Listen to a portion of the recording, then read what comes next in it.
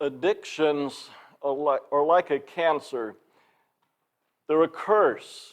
They grab a hold of you and they just seem to entangle themselves more in your life and drag you down. I'd like to say if any of you've ever had an addiction, but the truth is we all have them.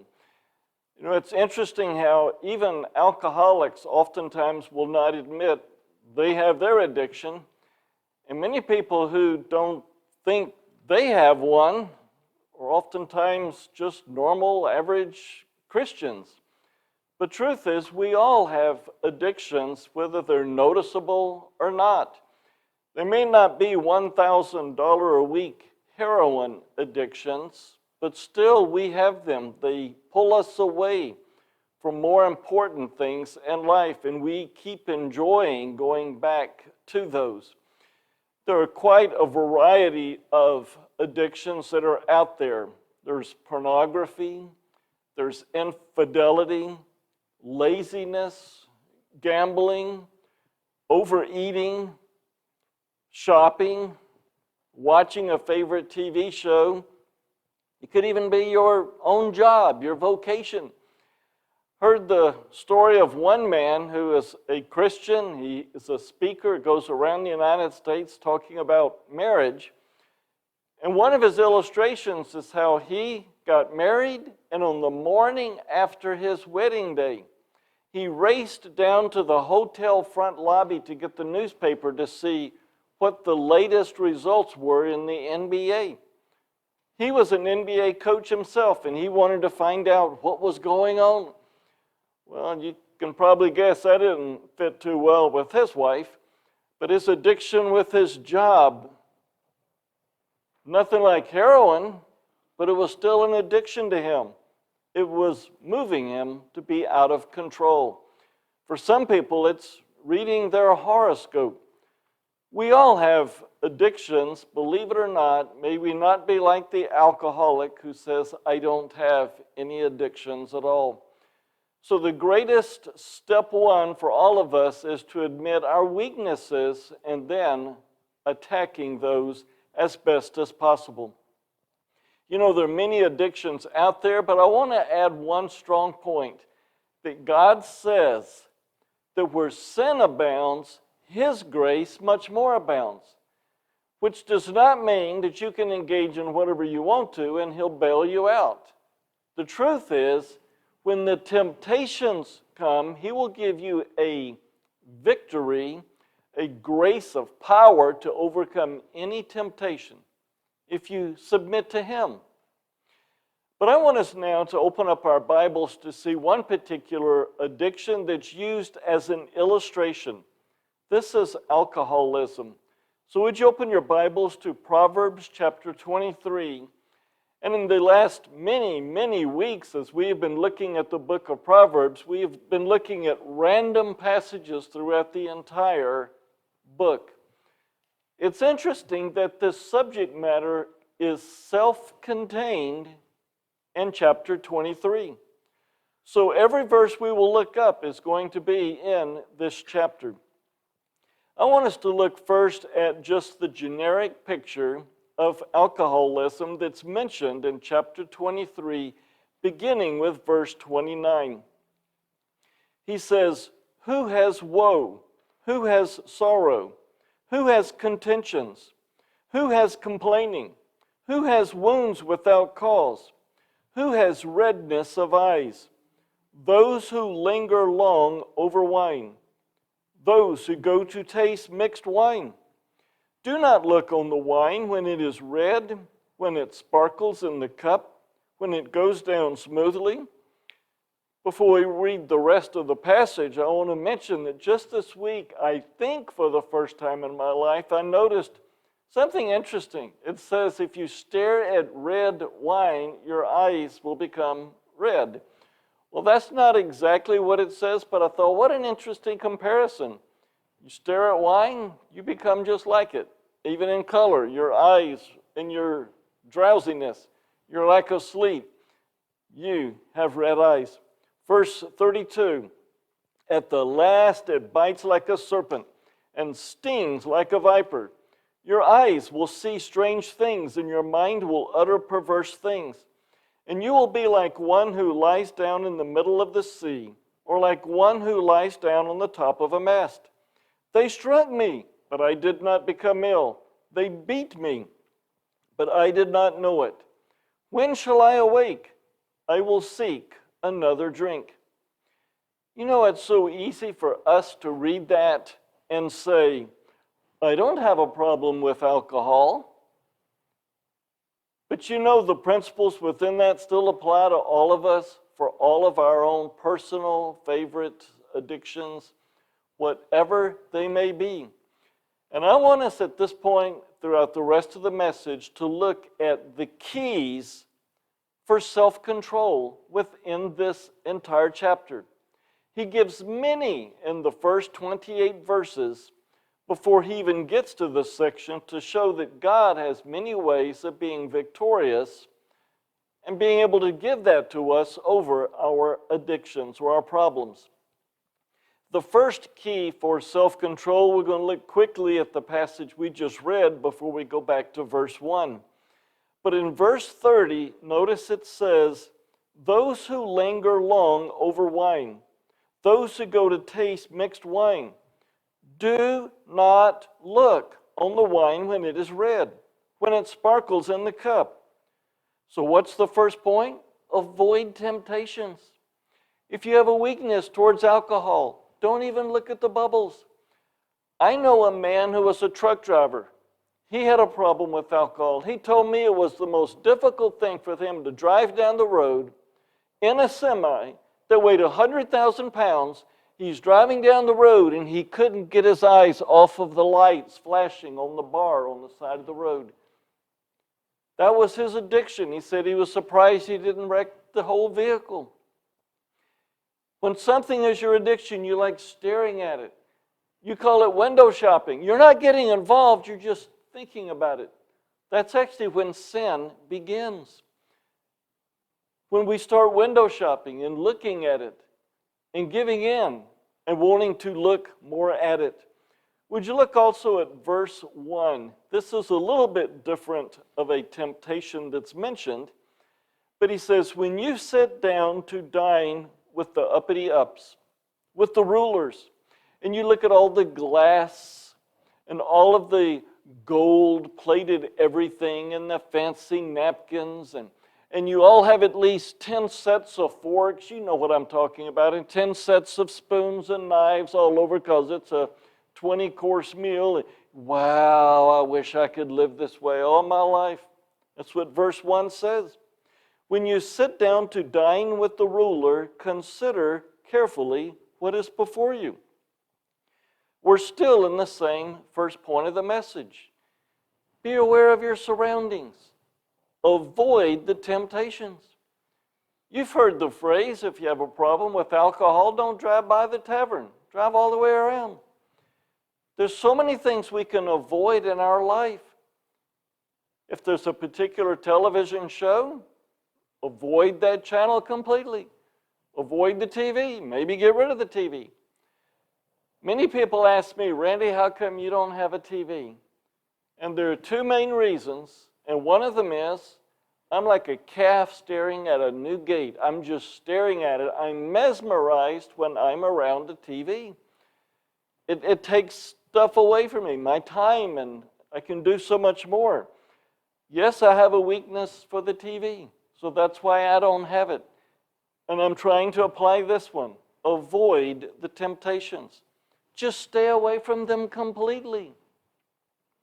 Do not window shop. So the first thing that we notice is to avoid temptations.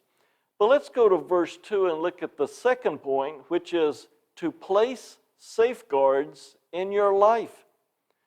Place safeguards in your life. Verse 2 says these words. And keep in mind, verse 1 said, when you sit down to dine with the ruler, consider carefully what is before you. And you see all this fancy stuff. Look at this delicious meat. Look at all the blood dripping from it. Boy, doesn't that look good. Verse 2, when that takes place, put a knife to your throat. If you are a man, of great appetite. Do something. Put safeguards in your life. Put things in your house to block you from the temptations. You have a cell phone? You really need to add filters. If you have kids or grandkids and you have access to it, control, you need to have filters on there to block them. The garbage is everywhere, all kinds of garbage. There needs to be filters. We need to have safeguards. If we don't, we're just giving in to the world. Just take control over me. I'm not going to try to fight it. I thought of something this week that was a pretty interesting thought. What if your spouse is struggling with drugs? A great idea came to my mind. Go buy a pet dog, a narcotics dog. And every time your spouse comes in and smells it and barks and goes crazy, you go, aha, caught you again. I mean, what do we need to do to stop ourselves from giving in? How about cameras? Maybe your problem is the refrigerator. How about putting a camera up in the kitchen and have constant surveillance to someone else? You can get that on the cell phone. As soon as there's movement, your friend's cell phone lights up and puts your picture there on the front. There you are, opening the refrigerator. I see my friend. I see that. And I ask as seriously and as tearfully as I can possibly say it, how desperately do you want to end your addictions? To those things that are dragging you down. Well, no one's around me, so we need safeguards in our life. Look at verse 12. This continues the same principle. Apply your heart to discipline and your ears to words of knowledge. Do not hold back discipline from the child. Although you strike him with the rod, he will not die. You shall strike him with the rod and rescue his soul from Sheol. Now, I know the passage is talking about parents towards kids, but the principle still applies. How desperately do you want to draw closer to God? Give someone else permission to beat you with a rod in the way it's mentioned here, obviously not to kill you, not to put bruises. We need accountability partners. I know I've mentioned this many times over the years, but I can't be any more serious. If you want to be more Christ-like, you absolutely must have an accountability partner. Your spouse is a good one, but you need another one of the same gender. Because your wife has no idea what thoughts go through the mind of a man, just like a man has no clue what goes through the mind of a woman. But women know what other women are thinking, and other men know what other men are thinking. We need someone to be brutally honest with us. Chuck Colson has in his accountability groups a recommendation of 7 statements, and the very last one says, "Did you lie to me in the last 5 minutes?" How desperately do you want to be more like Christ? I've also mentioned in the past, professional golfers spend as much as $100,000 a year for a coach to teach them how to be better. Because if they can do just a little bit better, they can win an extra $1 million. If they're willing to spend $100,000 a year to be a better golfer, shouldn't Christians have an even better passion? And I'm not saying you have to spend over $100,000. But the point is, how desperately do you want to be like Christ? Satan says, just give up. Quit trying. It'll never work. Just quit. That's his favorite phrase to say. And when we give in, we just let the world take over us. But let's move on to the third area. The third area is replacing your thinking. And we find this in verse 7 when he says, "For as he thinks within himself, so he is. He says to you, 'Eat and drink,' but his heart is not with you." Skip down to verse 15. "My son, if your heart is wise," pause there for a moment. If your heart is wise, it's because you've meditated on scripture passages. You're doing things because God says to do them. The world has no idea what they need to do. They're just listening to someone else on the internet and thinking, well, maybe I'll give that a try. I read an article one time from one woman who said, "I did absolutely everything that Oprah Winfrey ever said in all her shows. I did this, I did this." And she said, "I never found happiness and joy that she promised." We need to have our focus not on what Oprah Winfrey or anybody else in the entertainment world says. It needs to be on God Himself. We literally have to read the Bible, memorize it, meditate on it as best as possible. Replace our stinking thinking with the truth. So all of verse 15 says, "My son, if your heart is wise, my own heart also will be glad. And my inmost being will rejoice when your lips speak what is right." Verse 23, "Buy truth." Well, I guess you do need to spend $100,000. Maybe that was in the Bible all along. "And do not sell it. Get wisdom and instruction and understanding." You want to overcome addictions. One amazing thing is to replace lies with the truth. How does Satan keep you in addictions? It's a bunch of them. Nobody's watching. It doesn't really matter. Everybody's doing it. It won't harm anybody. You've already done it 43 times. What's the big deal with doing it 44 times? I mean, the lies just keep coming, but yet when you see what the truth says, it's amazing. I have been telling people for years of an organization nearby that says addiction is a disease, not a choice. But for the first time ever, I thought just yesterday, I wonder what the real medical gurus are saying. You know, those people at Cleveland Clinic, they're supposed to know everything about the medical community. This is word for word from their website. What is an addiction? An addiction is a lifelong condition. Really? There's no hope for you. It's a lifelong condition. So why do they want you to go to them?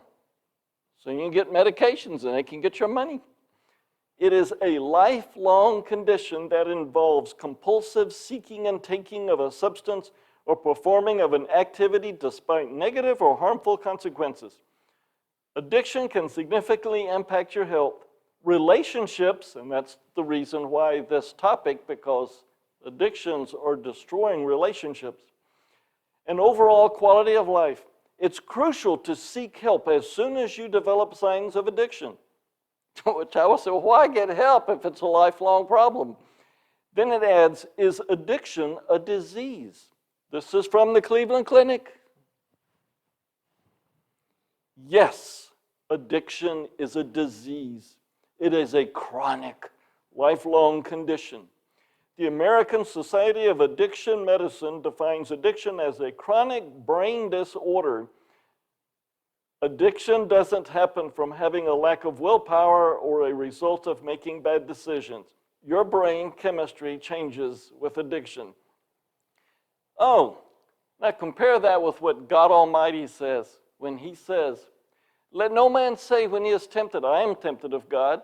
For God cannot be tempted, neither tempts He any man. But every man is tempted when he's drawn away of his own lust." We want it, period. It's not because I have a brain disorder. We all have our addictions because we want them, not because of a brain disease. We need to replace our thinking. One more won't hurt. Really? Next time you're engaged, picture Jesus hanging on the cross, agonizing because of your sin, and say, hey, bucko, I have one more sin. You don't mind taking this one, do you? And throwing your sin on him and say, it's no big deal anyway. See if he says it's no big deal. When you replace the lies with truth, it's amazing how much we have a different perspective. But we replace not only our thinking, let's go to number 4, we also replace our desires. I didn't know whether to put this before or after number 3 because it appears actually before, but I put that one first with thinking because it seems to be the ultimate part. Let's go to verses 3 through 5, which talk about replacing your desires. He says, do not desire his delicacies. Now we're going back to the king and the ruler and all of his fancy food on the table. It is deceptive food. Do not worry yourself to gain wealth. Cease from your consideration of it. When you set your eyes on it, it is gone.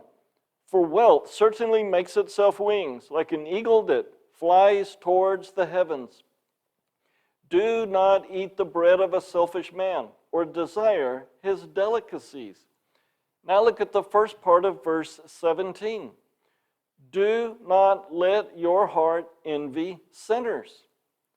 And then verse 26. Give me your heart, my son, and let your eyes delight in my ways. Why do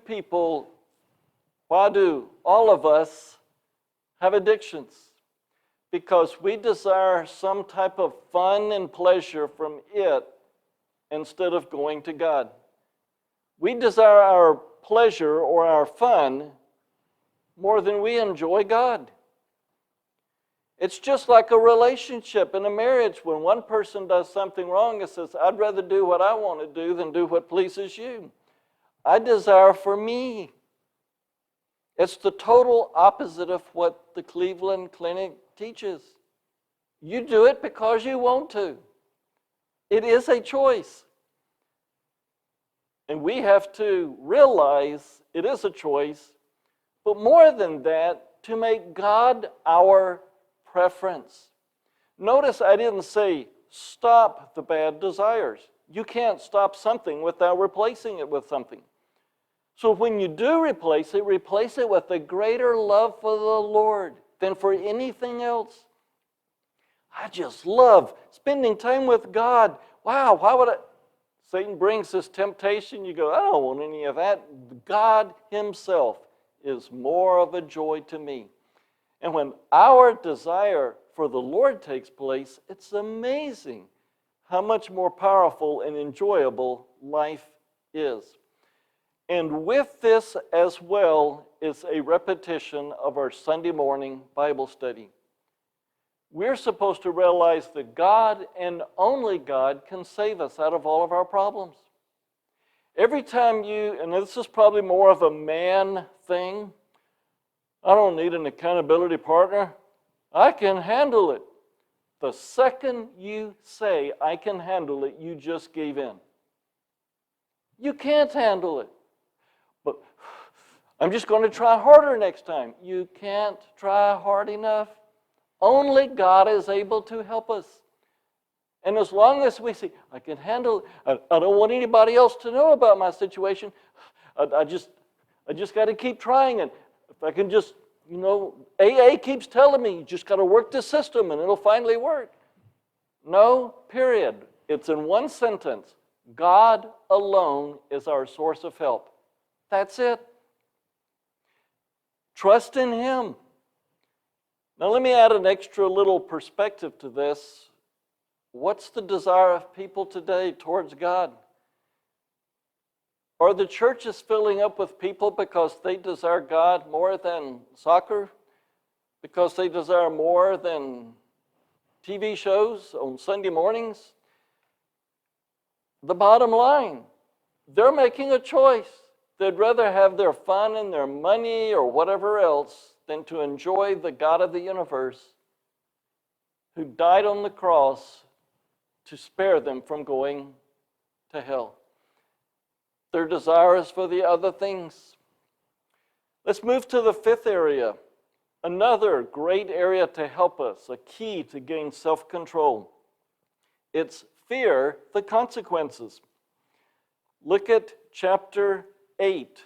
Let's say you're at, verse 8, where he says you're at the king's table and you see all this food and you finally give in to the food.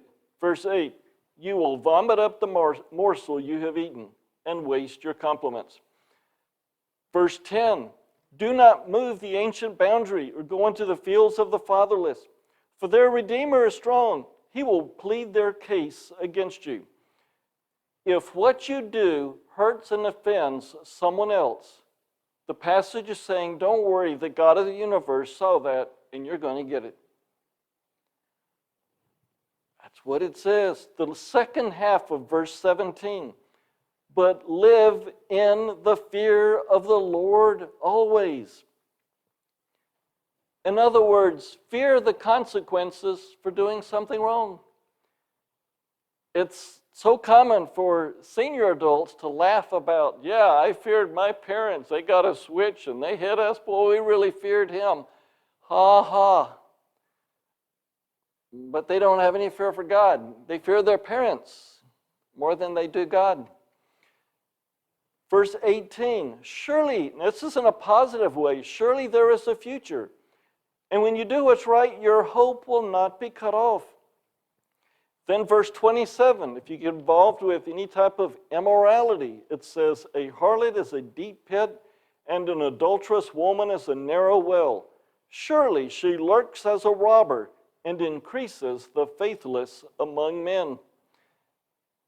The bad women are destroying men. The bad men are destroying the women. We need to see that around us. They don't love us. They're trying to destroy us.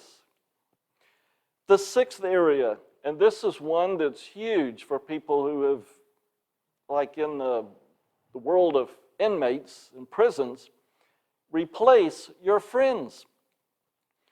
I have asked many people who got out of jail and they come back in just months later. I said, what happened? He said, well, I tried to get away from my friends and look for someone else that was better, but I couldn't. So without finding anybody, I just went back to my friends, and within no time they were back into their criminal activity.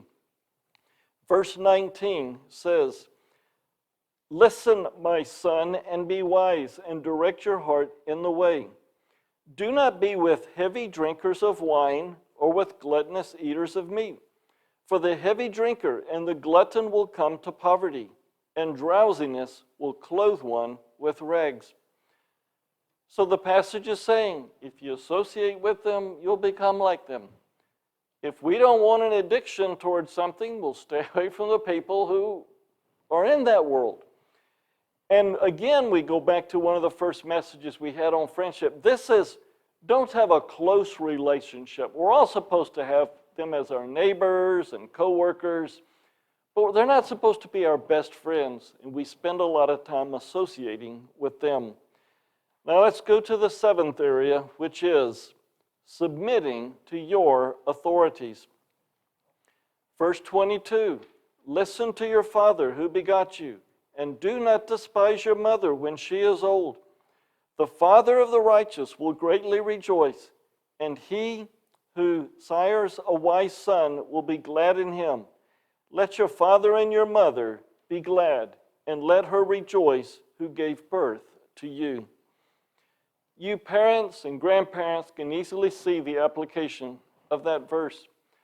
The same principle even applies for Christians. They need to submit to church leadership. If they don't join a church, then they don't have a pastor praying for them. They don't have a church family to take care of them. They're like an orphan just out and about. But when we submit to our authorities, it's amazing how we then are protected from so many evils and so many different temptations. The biggest question I could probably ask all of you is, will you admit your weaknesses? We all have them. But will you admit it? And will you take steps today to gain self-control in these areas? God promises us, sin shall not have dominion over you. I mean, that's a powerful verse.